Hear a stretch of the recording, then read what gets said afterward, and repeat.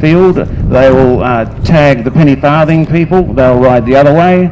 They in turn tag the veteran car people, and they have to chug down the other end and tag the airplanes. And then we'll see if we can get 3 airplanes in the air. We haven't ever achieved 3 airplanes in the air. They are, after all, pioneer airplanes.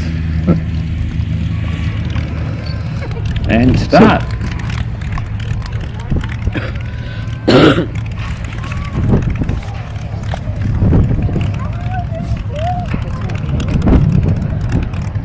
I think it's a Pioneer cannon as well, so we might be having a bit of a technical issue there with our start cannon.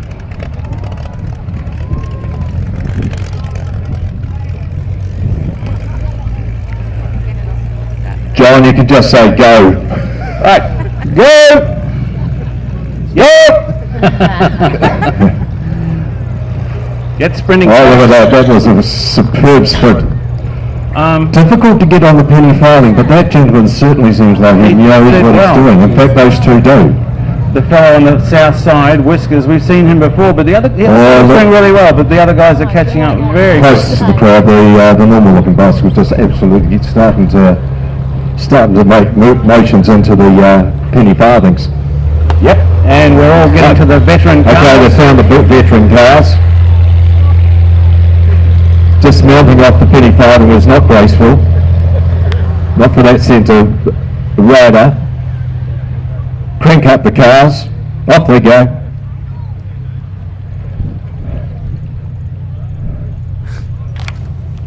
Now I don't know what sort of cars these are. They're all beautifully restored brass era cars. The green one's certainly this one's got absolutely full noise at the moment. That's very quiet, full noise. I don't believe these two guys are going as fast as they can. Well, maybe they are. The Declan Dane? I think it's trying its absolute hardest. Fair enough. I hope they know which plane to go to. So we can start the first airplane, which is the nearest Blériot, and it has a string start. That's pretty cool. A pull start. Oh, that's like a lawnmower. Could well be a lawnmower hiding in there, I think. Aren't you supposed to pump it 6 times and then pull? I do that on my lawnmower. You need a new lawnmower, by the way.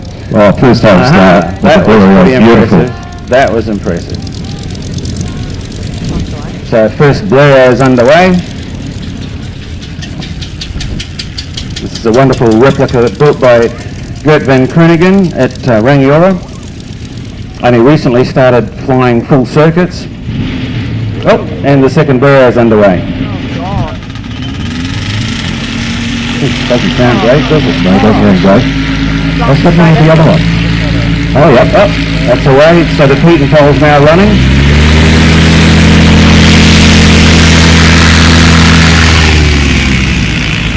I know this particular Blériot is notoriously difficult to steer. Well, there goes the warning horn.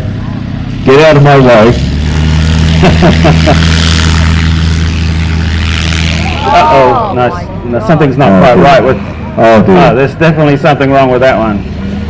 And the guy in the Pete and pole can't get past. He's very frustrated. Just as well he's got a klaxon there that he can let them know to get past. I think the klaxon's a very good idea on an aircraft guy. Surprised it didn't catch on. That's why he's got a fire extinguisher. Oh dear. Oh no. Oh no. Oh, jeepers. Well, we tried again this year. He snapped in half. And once again this year, no luck. Oh, But the other two are doing well. Doing very, very well. Well, the fact that they got from one end of the field to the other is a pretty impressive start. Can't say that for this guy, unfortunately. He's definitely had a bit of problem there. Actually, one on the team is the, what is it, the Ordinary Bicycle Organisation. It's a bit of a mouthful. Absolutely, and apparently a penny farthing was originally referred to as an ordinary cycle, and that's why the organisation has named themselves the Ordinary Cycle Association of Oamaru. So I don't know if you noticed, but these lads on the penny farthing, they look pretty astute and pretty clever on them. And I understand they actually quite like the penny farthings, and they travel over Australia. There's something like 1,000 kilometres on a penny farthing. One of our team today, Colin Barnes, has taken his penny farthing over to Australia quite regularly. These guys do hundreds of Ks at a time in outings, but he did one too recently of 1,000 kilometres on a penny farthing, so it's pretty impressive. Now that Blériot was going okay for a bit. Well, it left it. Airborne. Oh, that one got airborne. I really thought that Blériot was going to do a circuit. He was doing circuits yesterday quite successfully. So I have to say, I think the Pete and Paul team will be the winner today, because yet another year at Classic Fighters we've had only one aircraft capable of getting up to circuit height. Never mind. Well, he's done it well. So I guess he takes the cup. He will take the cup. Get the cup engraved. Return in 2 years' time to absolutely defend the title. Absolutely. Well, it's a great effort by our teams, and thanks to Mayor John Leggett too for coming and starting the Pioneer race, and great too to see our engineering team out there doing.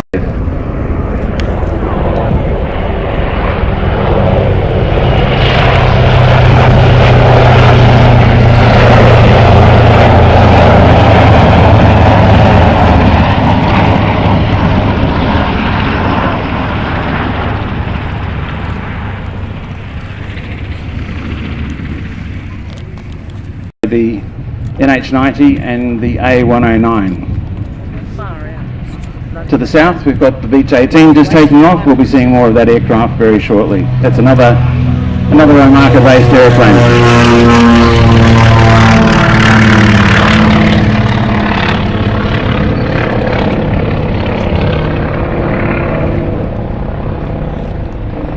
And I see it's actually the A109 that's arrived over the fence first.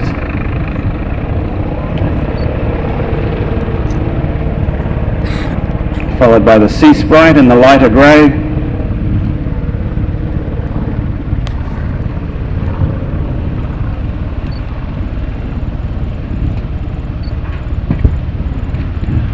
And the NH90 just coming over the fence now.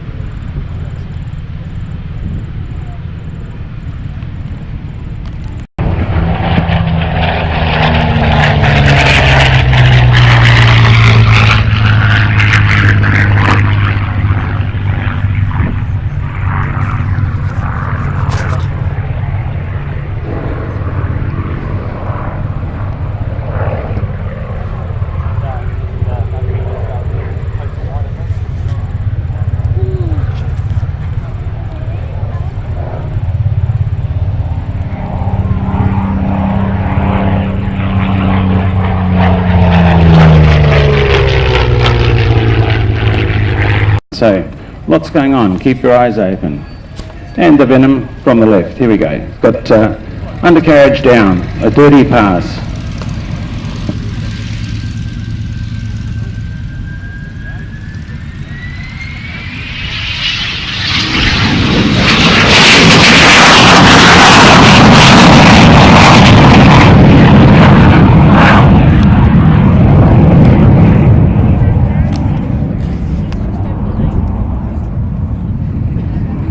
That's impressive.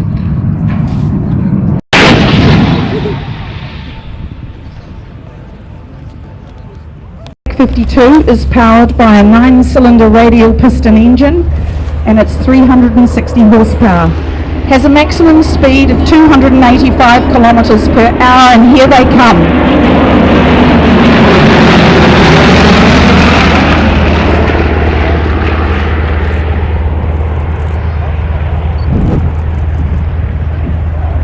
They're the only 9-ship yak formation team in the world, performing a 9-ship loop. The team is led this year by Doug Batten,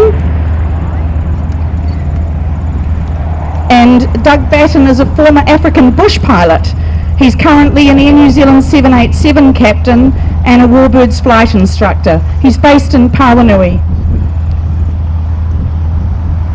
Two sections of the team, most of them are based in either Pawanui or New Plymouth, with one from Auckland.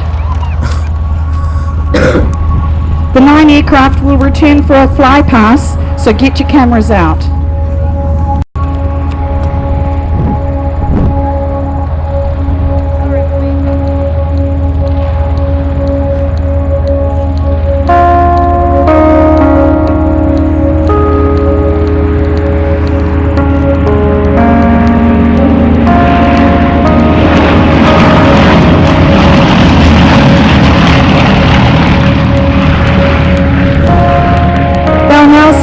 Into two elements, basically the Pawanui and the New Plymouth contingents, so red and blue teams.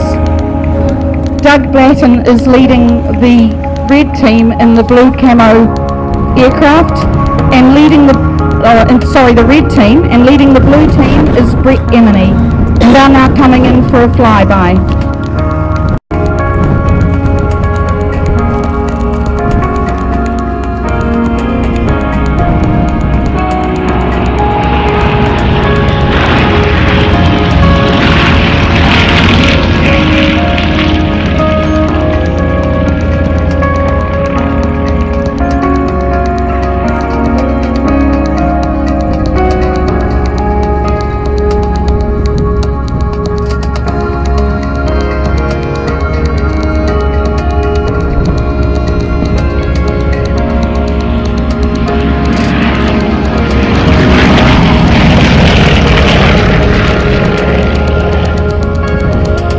Now we have the red team again coming in for a Vic loop. Well, shortly we will have.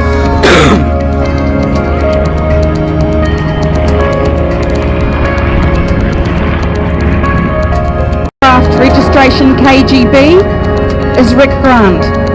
Rick is an Alaskan pilot and owner of an adventure company flying a Beaver, a Cessna 185-206 and a Cub. He spends the Alaskan winters in Pawanui.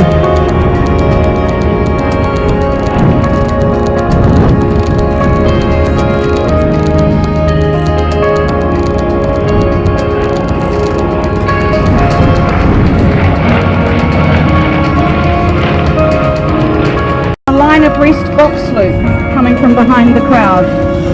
As I said, 3 out of the 4 are based in New Plymouth. In the black and white aircraft, registration PTE is Peter Bors. He's a retired oil company engineer. He holds a PPL and is living proof that you can fly formation without military experience. Peter has led jet formation displays and owns an L-39 jet and a T-28 Trojan.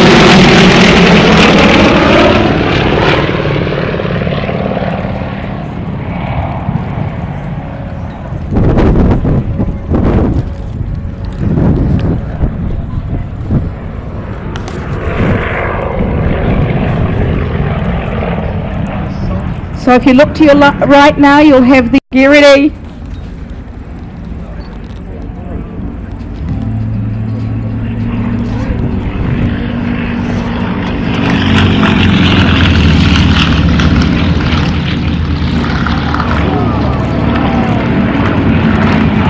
So that's the New Zealand Yak Formation Aerobatic. This aeroplane has been a regular at New Zealand Aerobatic Club competitions. So both Andy and Morris have won trophies in that. So I like the connection I've got to the aeroplane because I was a member of the Ashburton Aerobatic Syndicate for a time, so I've flown this aircraft after mine was sold to Australia in 1981.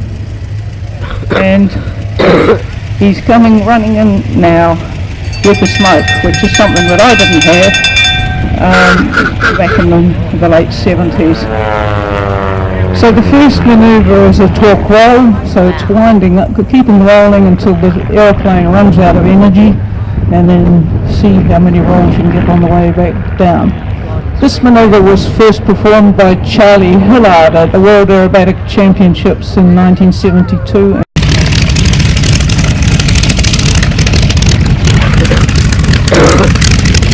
So in 2011, the remaining Devons that had been in the training school at Woodburn Warbirds Association, almost completely silent, an early stealth aircraft, you might say, Brian.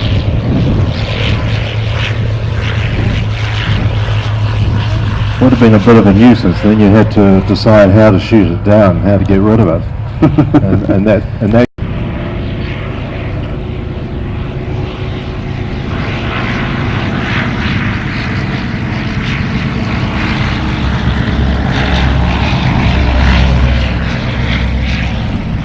And shortly to follow, the Bristol Scout, also from New Zealand Warbirds president, this time Frank Parker. Wake up. You're not sleeping now.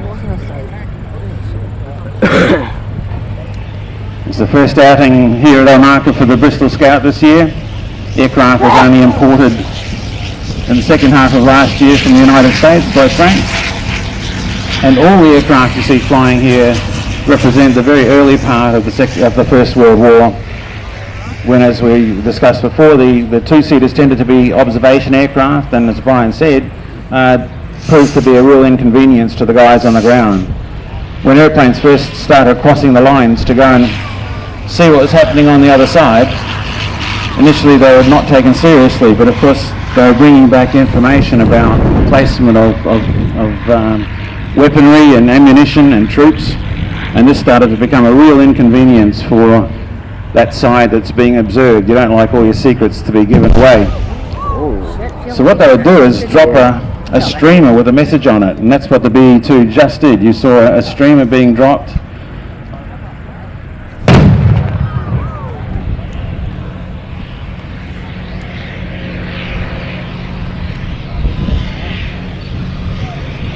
And here we have the Bristol Scout flown today by Bevan Dews, followed by the Newport 11, flown by Ryan Southam, and the Newport 16, flown by Tim Sullivan.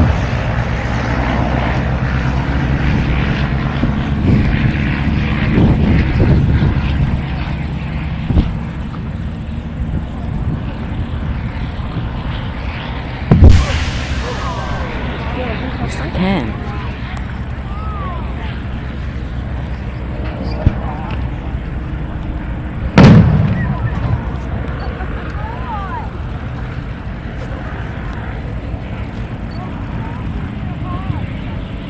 So it looks like we've got some sort of engagement down below as well. There's another streamer being dropped, so more intelligence being handed back to the Allies after having a look across the lines to see what the Germans are doing.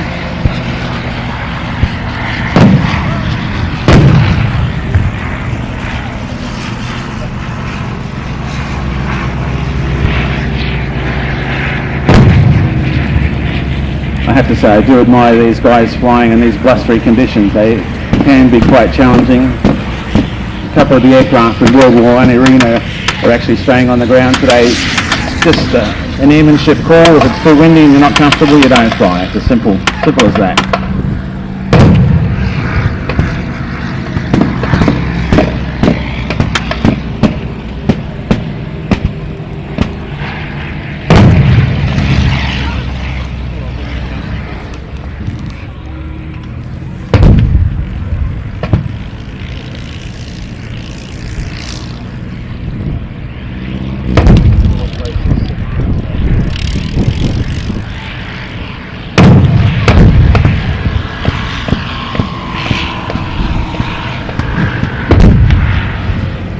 There's another message being dropped.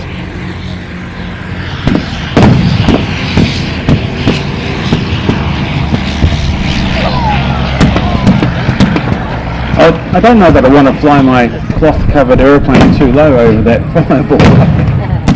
No, they'll need a good wash tonight.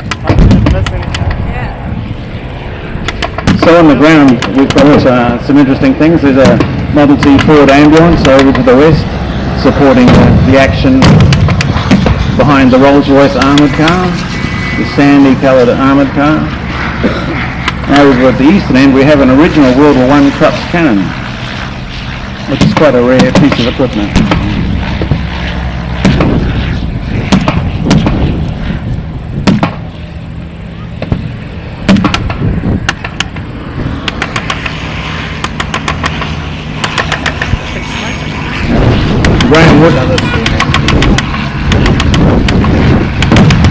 Ring of fire, there you go.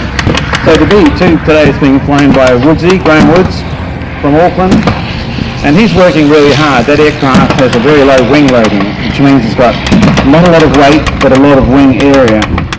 So it is very much at the mercy of the wind, and he'll be really feeling it. He'll be fighting with the aircraft to keep it in orbit. These little scouts, the fighters, they're a little bit more agile, they have a lower wing loading, not quite as affected by the wind as the B-2.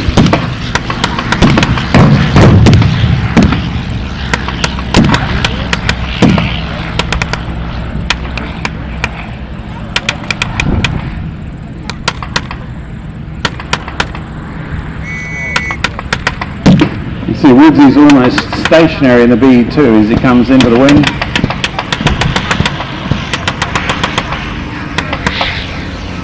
As you can see, the two aircraft leading, the B-2 and the Bristol Scout here, are both marked with Union Jacks.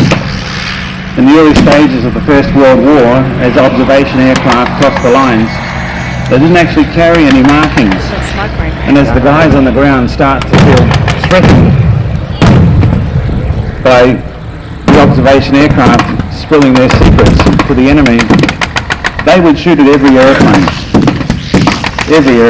So it became a case of urgent need to mark the aircraft with one thing or another, and initially the British aircraft had a Union Jack. Then the German aircraft were fitted with crosses, and from the ground sometimes the Union Jack looked a bit like a cross. So then the British went to roundels with blue on the outside, white, and then a red dot in the middle. And France had a similar roundel but with the colours reversed, so red on the outside, blue in the middle.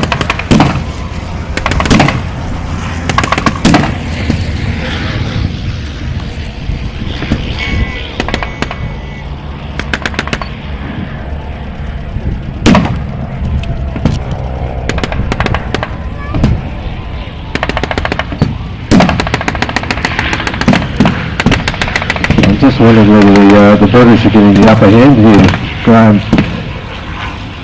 Yeah, I think the Germans need a secret weapon. They're fairly poorly represented at the moment. There was only a handful of them down there. I think they're going to get bogged down unless something dramatic happens soon. You're right, definitely.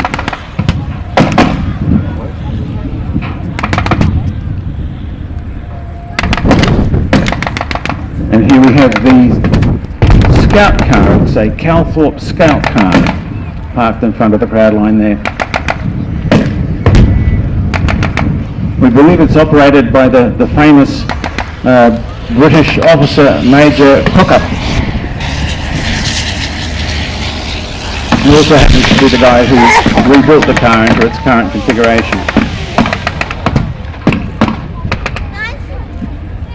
And over to the left, what's happening, we see some gates being pulled apart, and the German secret weapon seems to be emerging. Now that is a secret weapon.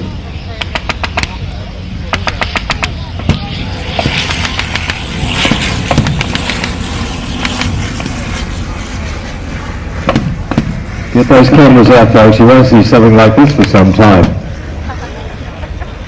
Will it make the corner? I don't know if it'll make the turn.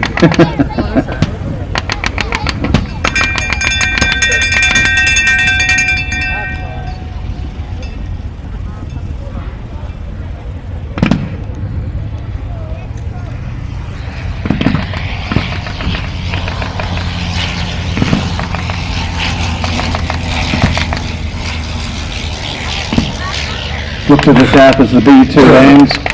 Woodsy will be working pretty hard trying to keep the airplane straight.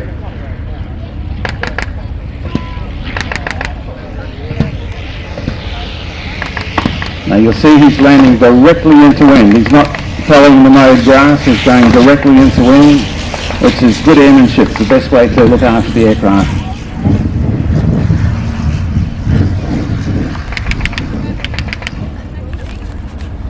And what you see coming in from the east is an A7V tank. Now, believe it or not, this was a real thing. They built about 20 of these during World War I, known as the A7V. It was Germany's first effort at a serious tank. They built about 20 of them.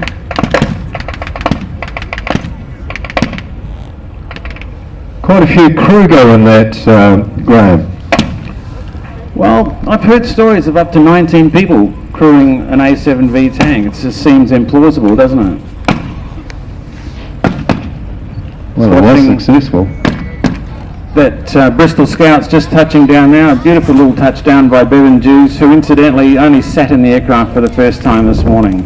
So Bevan's been flying a number of World War I aircraft, but this is his first day flying a Bristol Scout, and doing so in these conditions is pretty challenging, so it's a great effort there by Bevan. It looks like the appearance of the A7V has required the Brits to take a tactful withdrawal. We will not call it a retreat, just repositioning. I think I'd be backing away as well.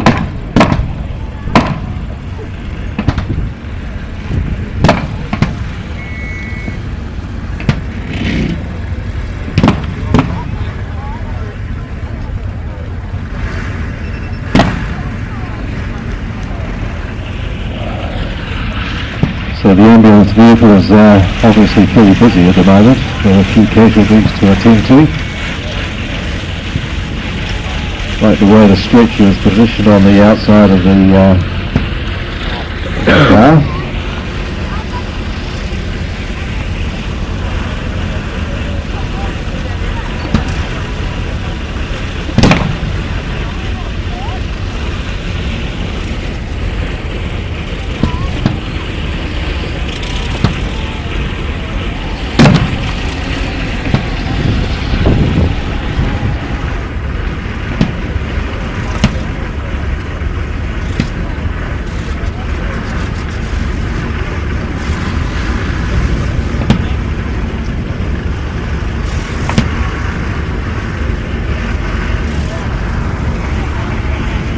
Looks like the Germans, sensing they have the upper hand, are pressing forwards.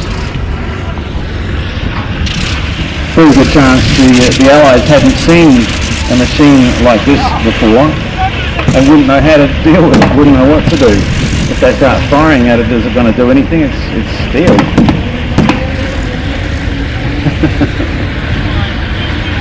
So what's the weaponry on that? I can see It seems to have a cannon out the front, and it has, what were they, Mauser machine guns, two out each side and a couple out the back, I believe. Now, if you come from southeast Queensland, as many of our audience do, I happen to know, and as I do myself, you'd have grown up seeing one of these tanks, in fact the only survivor, at the Queensland Museum. And for many, many years I recall as a kid seeing the only A7V, I didn't know it was the only survivor at the time, sitting in a carport outside the Queensland Museum in Gregory Terrace. Carried the name Mephisto painted on the front.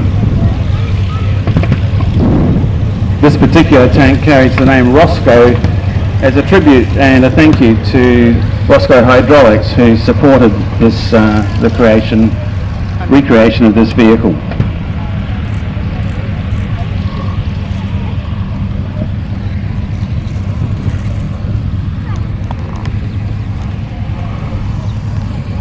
And that, of course, is owned by Roscoe, and Yes, very, indeed. very involved in the Return Services Association, and will be a big participant, no doubt, come the 25th next week for Anzac Day. Whoop.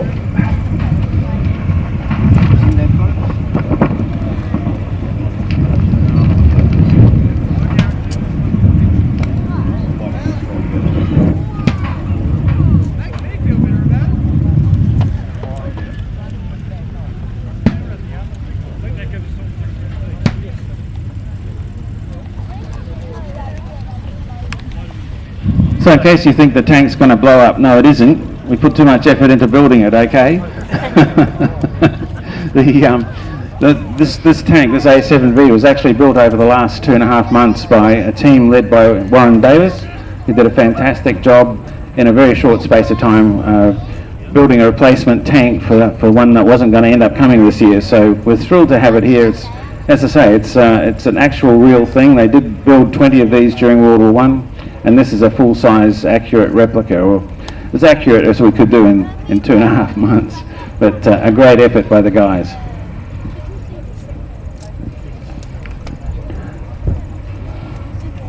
I think building it might have actually been a little bit easier than driving it, and certainly easier than seeing out of it.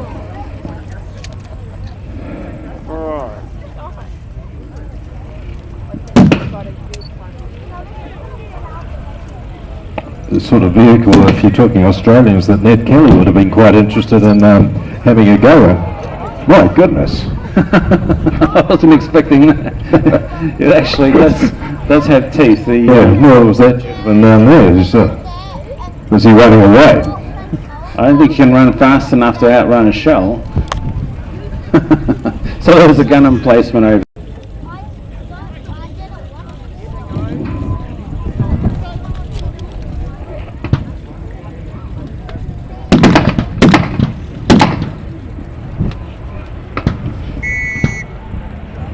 It's easier to shoot at it once it's going away. It's not going to do anything.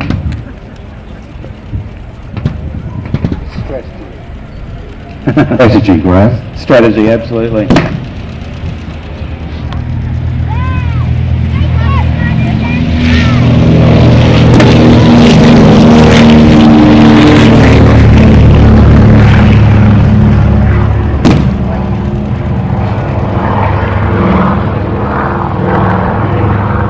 Fairly strong smell of port out there.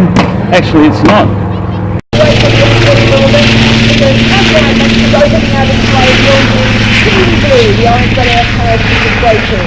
Now I'm going to need your help, boys and girls, to find where that hook is, because I'm smoke. And please go up, have a chat to Karina, ask her about her career, ask her about training. Chippy, thanks ever so much. Thanks very much. Okay, so Kiwi Blue, ladies and gents. Kiwi Blue is the only NZDF parachute display team. They're responsible for training all of the Defence Forces parachutists. Having just skydived, what they do right now is track away from each other so they can safely deploy their chutes, and we want to see 1, 2, 3 good parachutes. So that's excellent. Boys and girls, don't worry, these parachutes are extremely... So on the ground, on the DZ in front of us, we can see windsocks and we can see flags, we can see trees. All that kind of stuff will enable these parachutists to tell which way the wind is going. And a parachute acts exactly like a wing of an airplane when you need to land it. So they are almost always better off landed into wind. It'll slow the aircraft down and it'll allow that parachute to fill up with air so that it can be moving just like an aircraft wing. So Lev there is just turning left. In order to do that, he's got his hands up above him, and as they come closer down you'll be able to see them. And he's got his hands on 2 pieces of string called risers with steering toggles. If he wants to turn left, he pulls left on the steering toggle. And if you could just look at the edges of his parachute, you'll see one or the other of them curl slightly under. And that effectively changes the shape of the wing and allows him to drive that parachute just like a wing. So you can really see which direction the wind is coming from, can't you there? As soon as he turns downwind, he gets a big blow of wind to control his landing so that he's coming down here. And pretty much now he feels like he's going effectively vertically downwards. So the free fall is a method of parachute insertion known as, woohoo, nice landing, Lev, thank you very much. Very well done. Number 2 on the ground there, Sergeant Tahai Kingi, and number 3 over to the left, Sergeant Kingston Brands. Ladies and gents, PTSU, please give them a round of applause. Of course, like any aircrew, they wouldn't be anywhere without their... So Mike begins his display there with a top side pass. And the next manoeuvre that you're going to see, he calls the serpentine roll. Now, I'm having trouble seeing it because of the canopy over my head, but there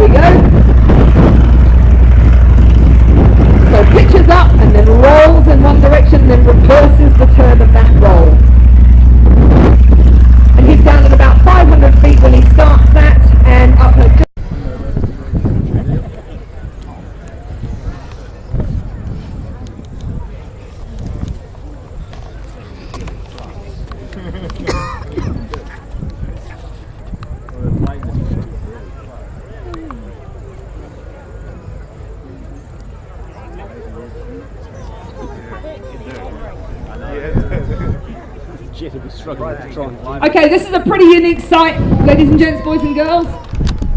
F-18 from number 77 Squadron at RAAF, Williamtown, formating with our own Grumman Avenger, Plonky. The pilot of Plonky is Squad Leader Sean Perrott, well known to most of you at air shows. He also is lucky enough to fly Brendan Deer's beautiful Spitfire AL.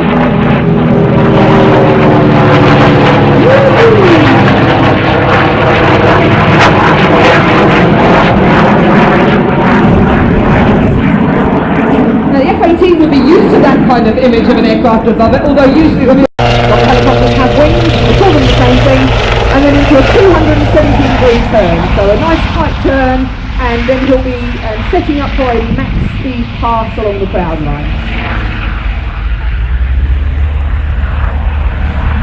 Now some of you who live in the South Island might have seen this exact aircraft around, because India 3611 with its team of aircrew and engineers has just completed a 2-week jet.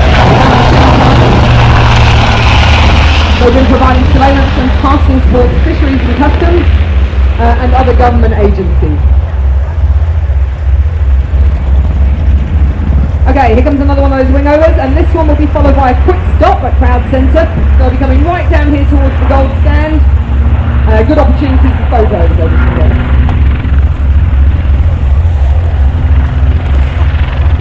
So yesterday evening, when they completed a short curtailed display, we talked about the crew that were on board.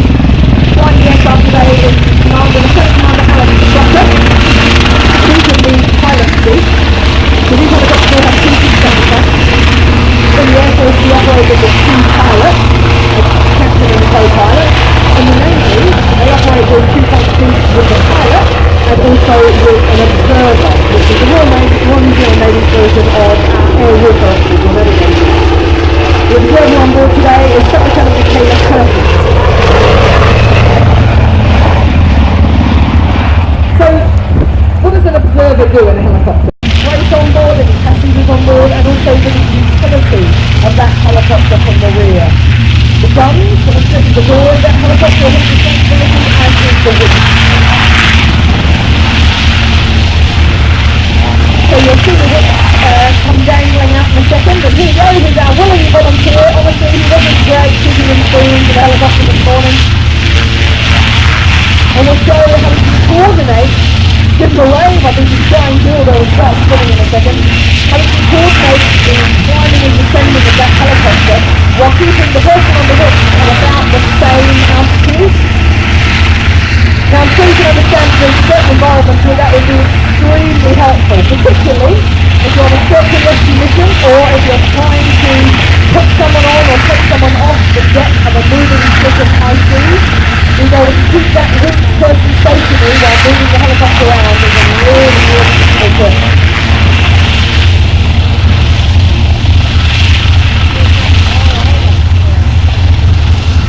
Okay, once this person is back on board, drop down the back and make sure the equipment's back in, so they'll take that with us back inside the helicopter, and the captain's going to... To be our next display.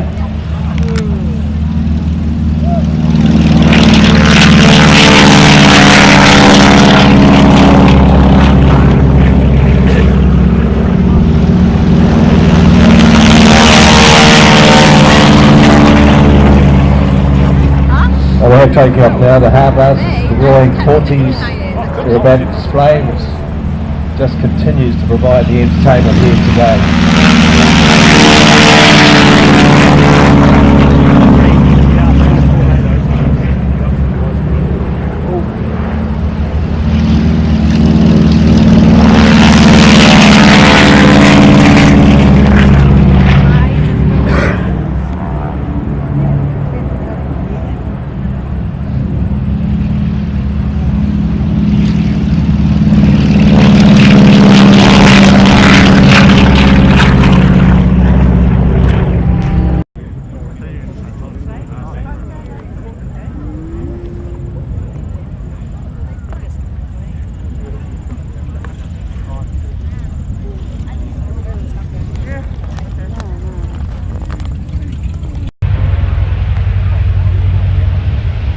Just taking off now is the You've probably got 90.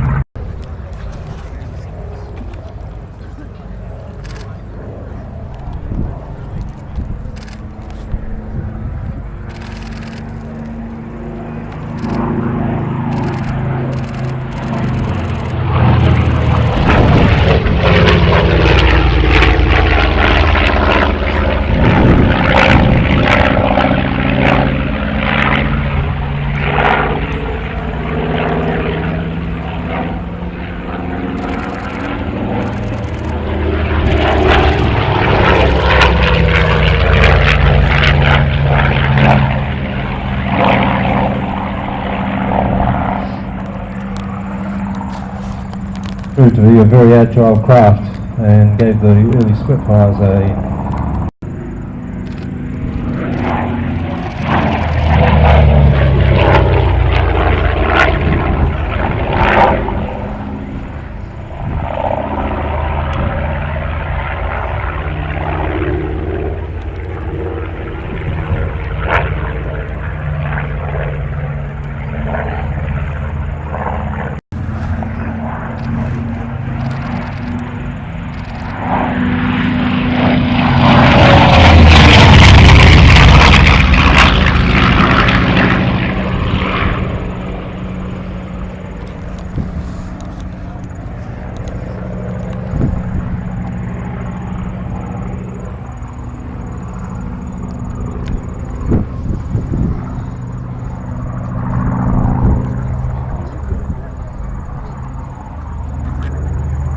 Roaring 40s Harvard display team diving in to commence their display.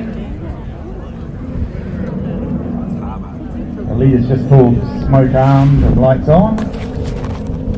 And they're coming up to the maximum speed of 205 knots to start their big loop.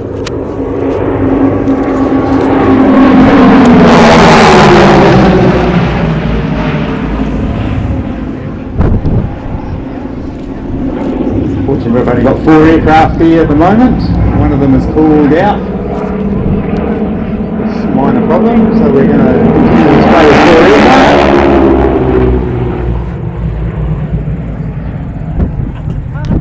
aircraft. This year we've got a slightly revised display team.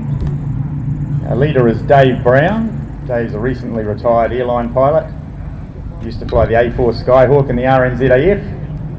And he's currently the chief flying instructor at Warbirds.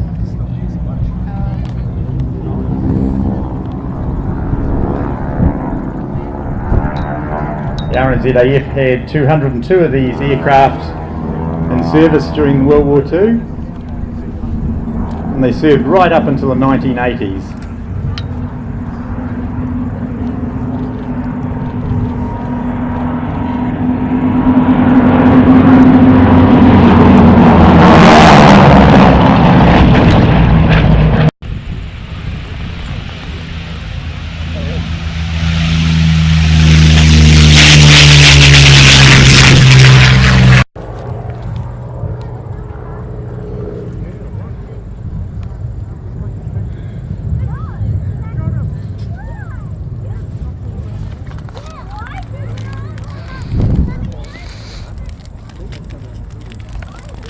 As we recover the Harvard aircraft, we'd like to say thanks to Classic Fighters for inviting us down for another great air show. The weather's held off today and we're looking forward to another day tomorrow, as long as we can keep the weather the way it is. We'll hold you to that, Jeff. Jeff Hunter, thank you very much.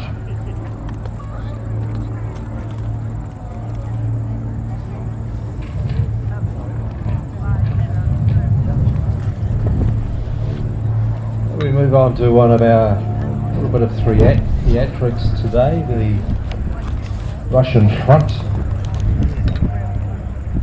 Some very interesting stories happening in that particular story, in that particular arena of war. Jane Orphan is with me, and I think people have been waiting for the stories about the Night Witches. Yeah, the Night Witches are a group of women who were combat pilots in the Soviet Union during the war. They were the only... Hello.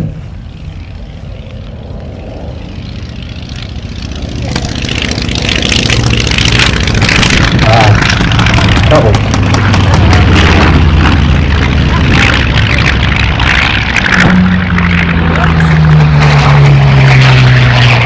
Yes to the rescue.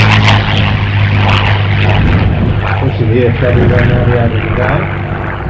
While the fleet just sedately drifts out to the south. Probably a blip. She was the highest scoring female combat pilot of all time. At least a dozen kills. But she herself was shot down just not long after Stalingrad, and her body at the time was not found, and Stalin didn't recognize that, thought that you could have been captured, in which case you were a traitor. So she was never awarded the medal she should have had at the time, and it was not until Gorbachev was in power that her body was found and she was posthumously awarded those medals of Hero of the Soviet Union. And deservedly so.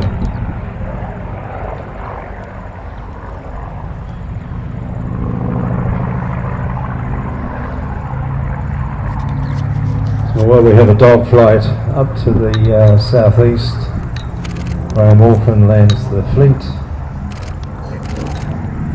We'll jump out and join us in the commentary position in the near wee while.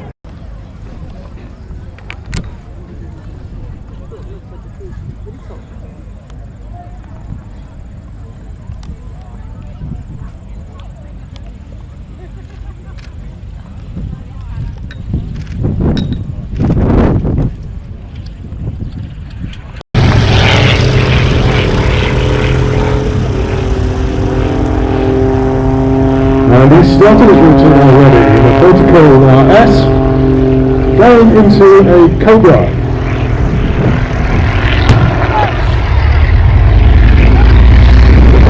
Top of his vertical S. Now watch the Cobra. Brilliant. That's it, the wind obviously playing a factor here. You'll now transition into a super still slowly with 250 feet diameter, purely on energy. Diving now for energy, turning back to center.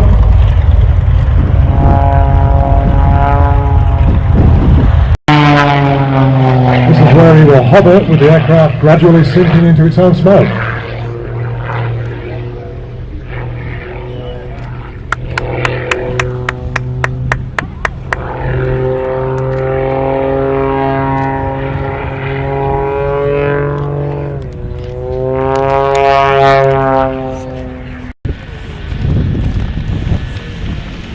and positioning for a final inverted pass, completing in what's called a climbing cruise stroke.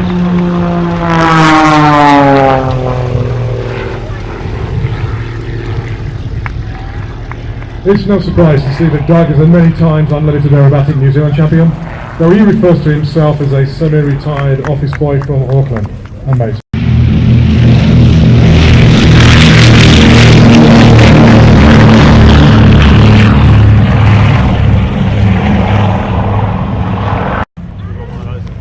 A very similar sound to follow, the DC-3.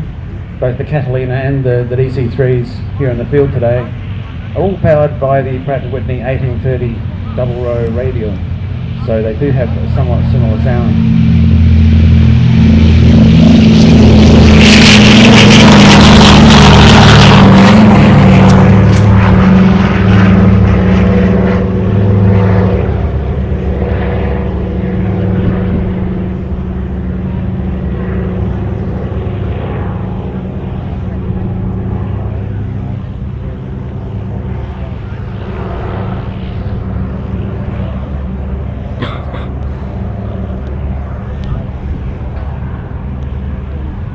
And the second DC-3 now rolling.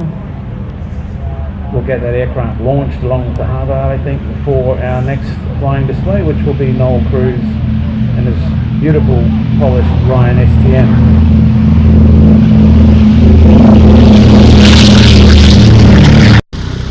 Big hand for Noel Cruz.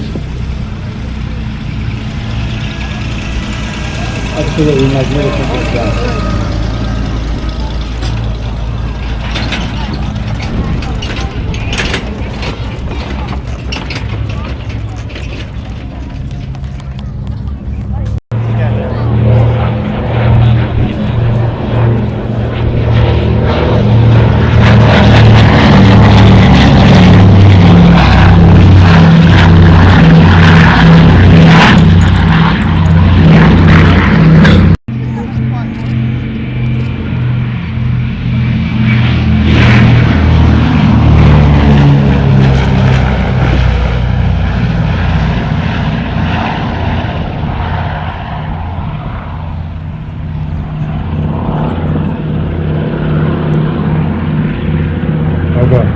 I've also heard the PBY or Catalina referred to as a 110 mile an hour aircraft.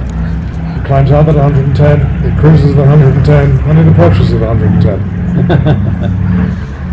Very, very limited. The other thing about the Catalina, it had a range of something, or an endurance of something like, was it 48 hours? A remarkable time aloft. You'd be deaf by the time you got out. In fact, I think in the North Atlantic it was a Catalina that discovered the whereabouts of the Bismarck and ultimately brought the Royal Navy.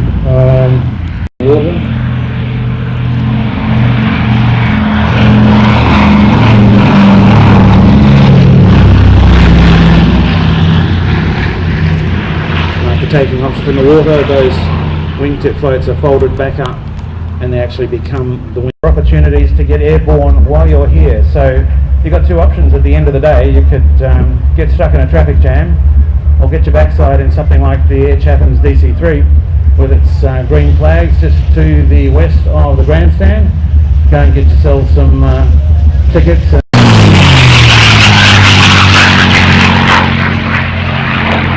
And here we have Brian Bethel and the North American P-51D Mustang.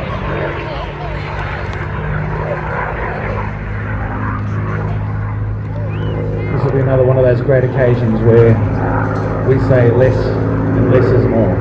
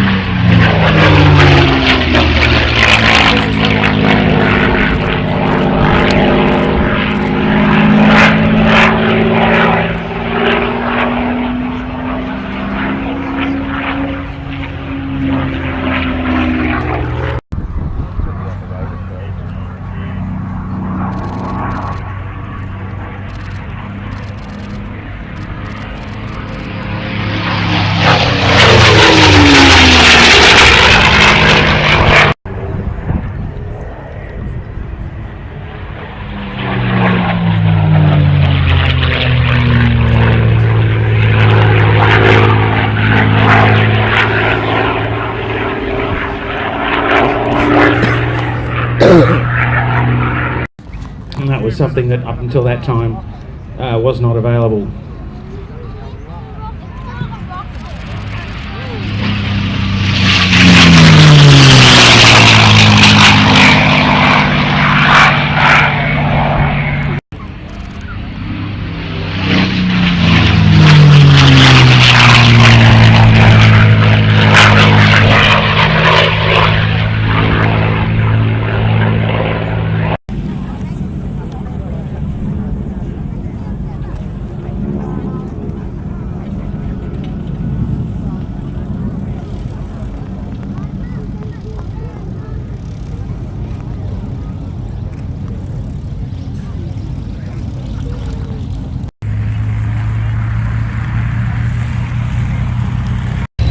You're right on cue there, Brian, with your reference to Hannah Wright.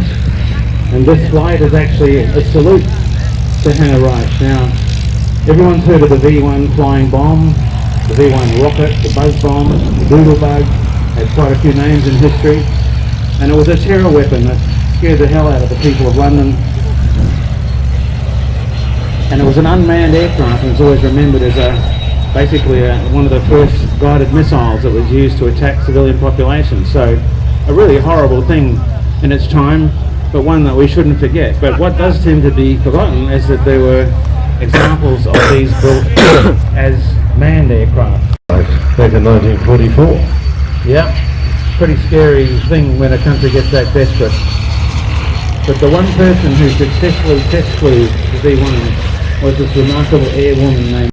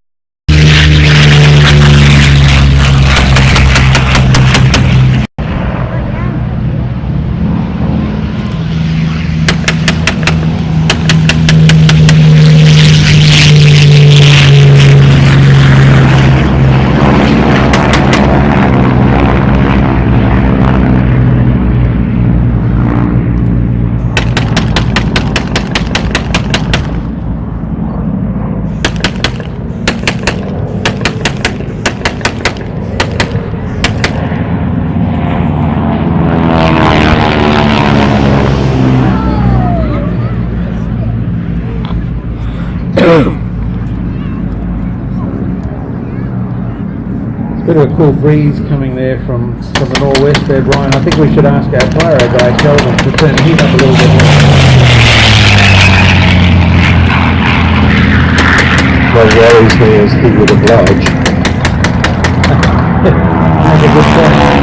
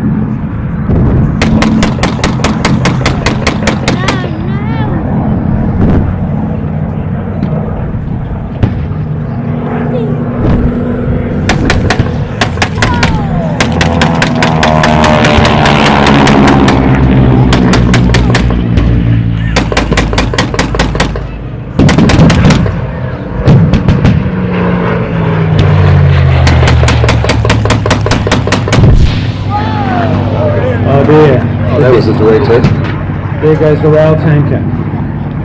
I'm sure I got that before in the PO2. Must have been a delayed action fuse.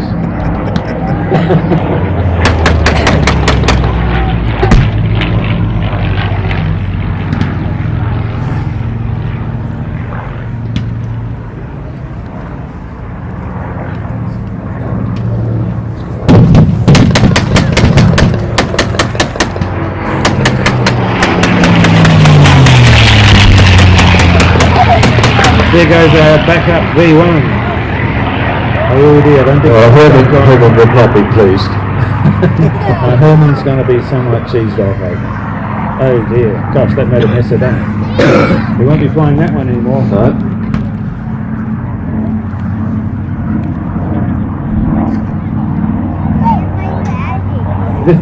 This is Omaka though. We can rebuild anything.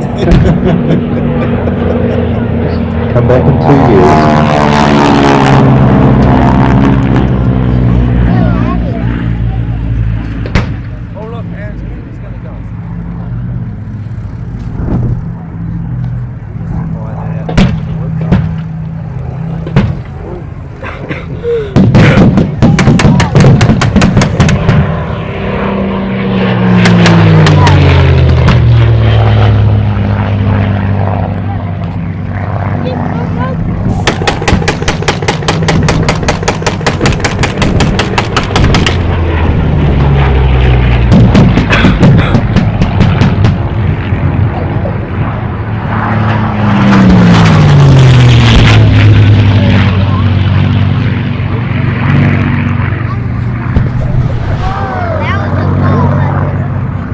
Oh, that's better. Let's warm Up a little bit.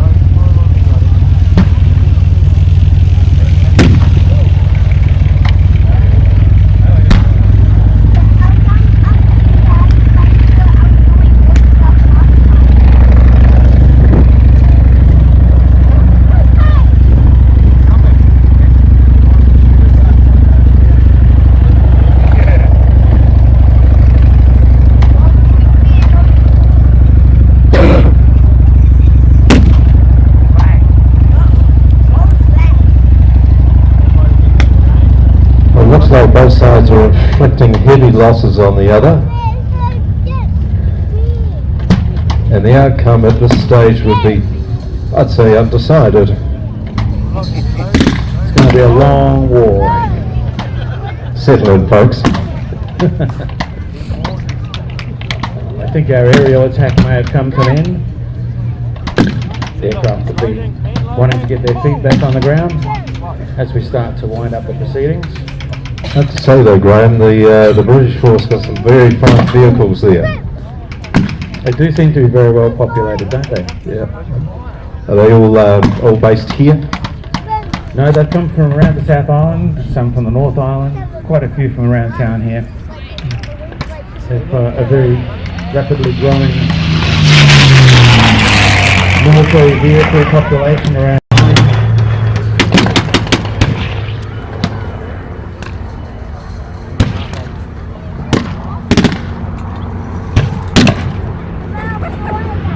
Pretty Hawk.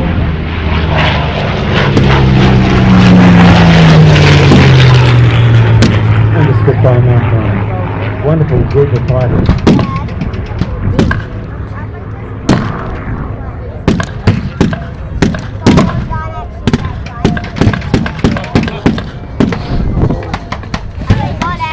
That thing flying, the weapon at the moment is a nibble werfer. Oh my goodness, did you see that? Well done. These guys are not finished, are they? Well, he's going to get the German cross, isn't he?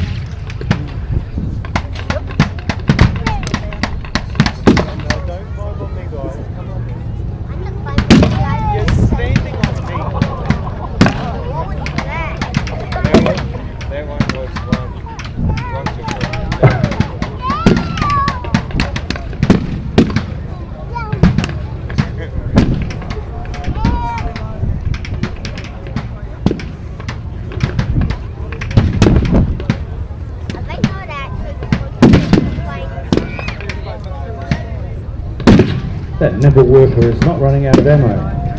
Great to watch.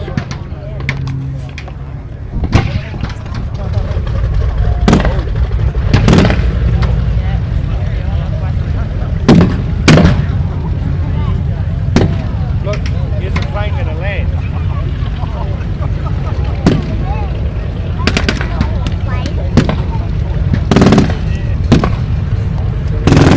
That's the first of our fighters on the ground.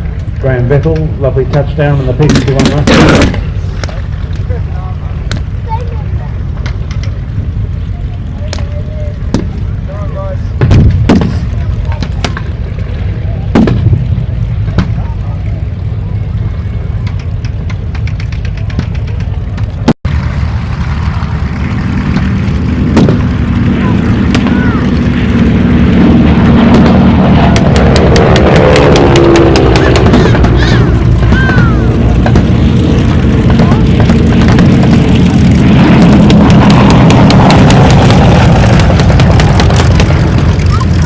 Buzz and brake by the Harvard.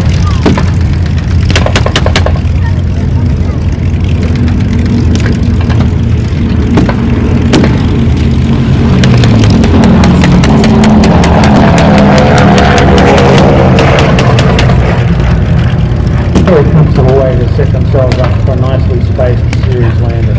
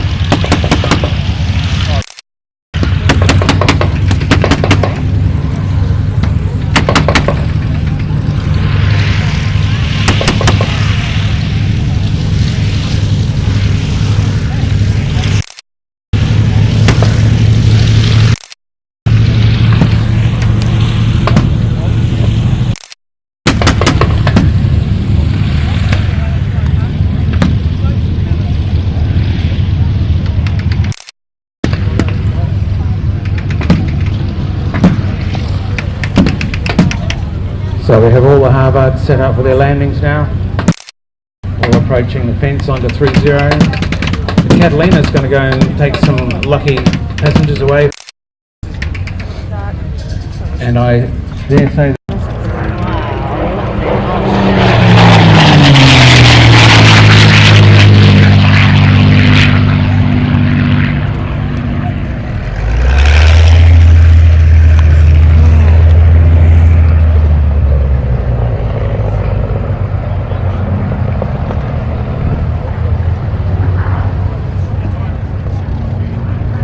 It's having a great time, isn't he?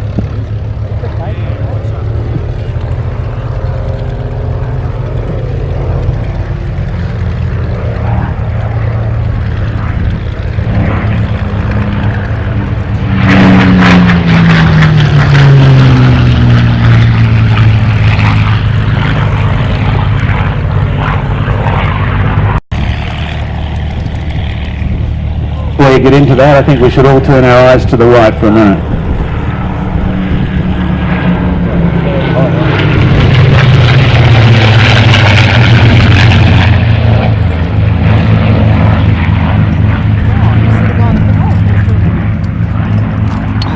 Just another one of those things you simply do not see every day. 3 Spitfires. In this instance we have the TR9, the 2-seat Spitfire leading, the Mark 9 from Brendan Deere from based at Arkia is on the left, and the beautiful Mark 14 flown by Liz Needham on the right, the Griffin powered aircraft right throughout the show.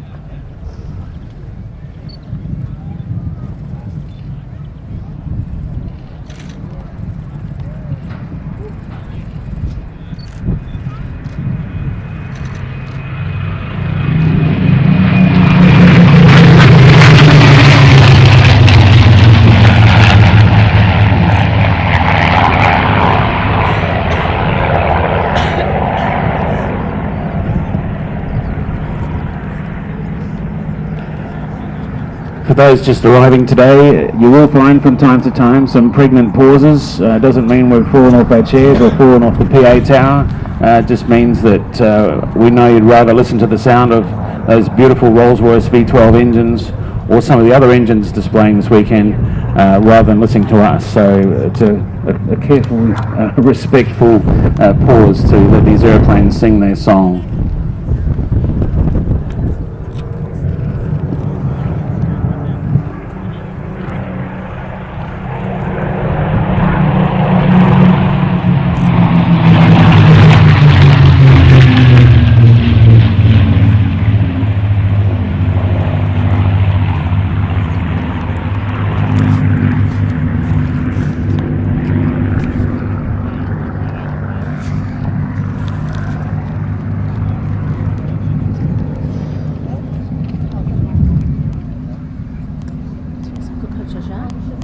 Video.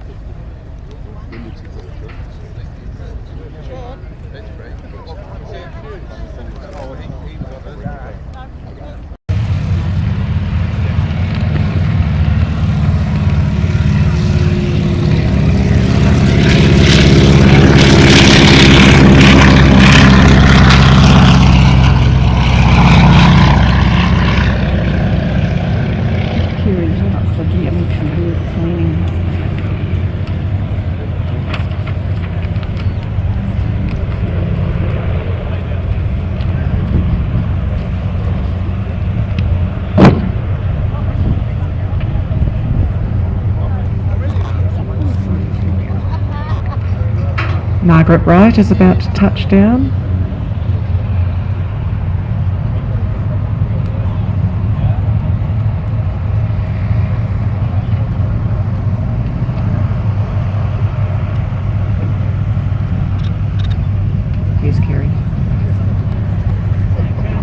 Coming in there behind Margaret is Kerry in the Piper Pacer. Kerry is now based in Kingston, Southern Lakes District, and she instructs, she specialises in, she does ab initio training, type rating, commercial pilot licence, mountain and strip training. She specialises in people interested in learning a tailwheel aircraft.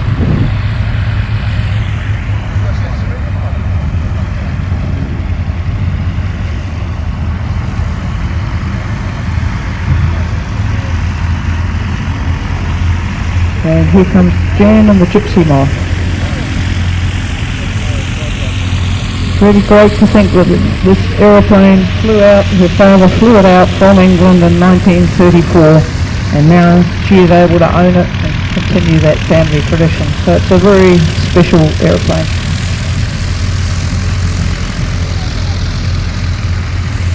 Going to give Kerry a wave.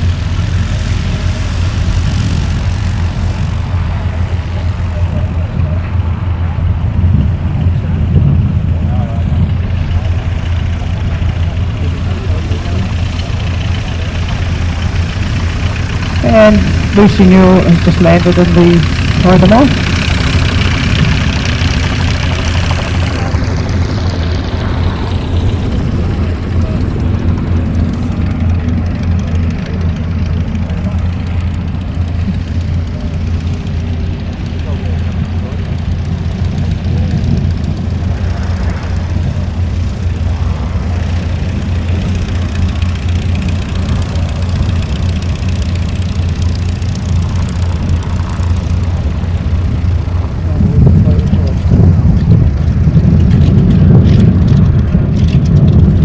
Television film Jean about 3 years ago.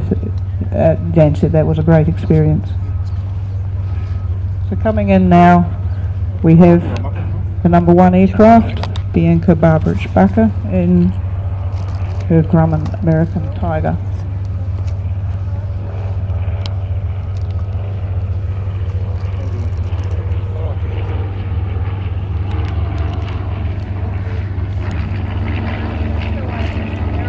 So these girls are dipping their wing as a salute to Judy as they fly by.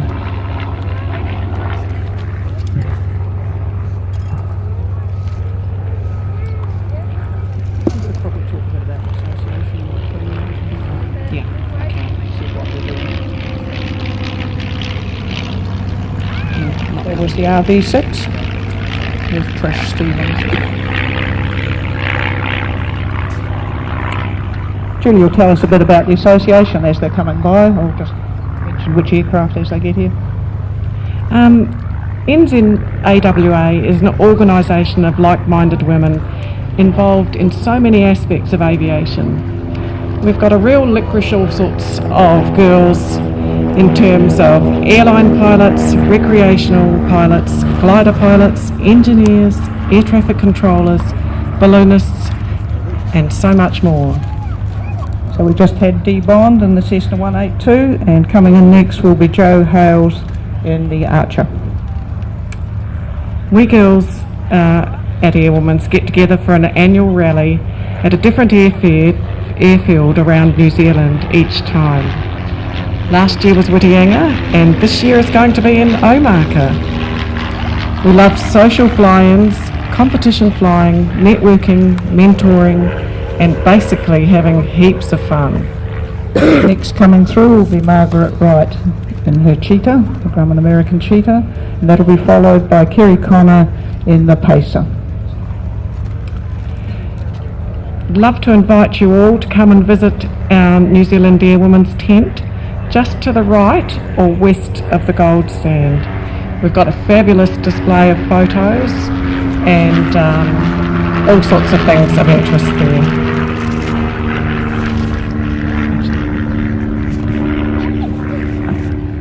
And you'll find that the book, quite a number of these ladies are featured. There's the book Silver Wings, the New Zealand Women in Aviation. It's the history of women in aviation. It's got lots of interesting stories in it. Some of these girls are featured. It runs right back from the early days. We're going to be celebrating World War II aircraft at this air show. One will be flown by Liz Needham. our women were flying during the war in the Air Transport Auxiliary. There were 4 New Zealand women pilots, went to England and ferried aircraft. Their stories in the book. It's only $20 and available from our stand down there with a great deal of history in it, and right through to modern times when the girls got into airlines. So now we've got coming through the gypsy moth and the tiger moth. And just coming back to the book, it was revised and rewritten by Pam Collings, so that if you come to our tent to buy a copy, you can get it personally signed by her. So we're there, if anyone in the crowd, from young girls, there's a lot of opportunities for girls today which weren't there in previous years. In Judy's day, for instance, instructing was the only avenue. Now you can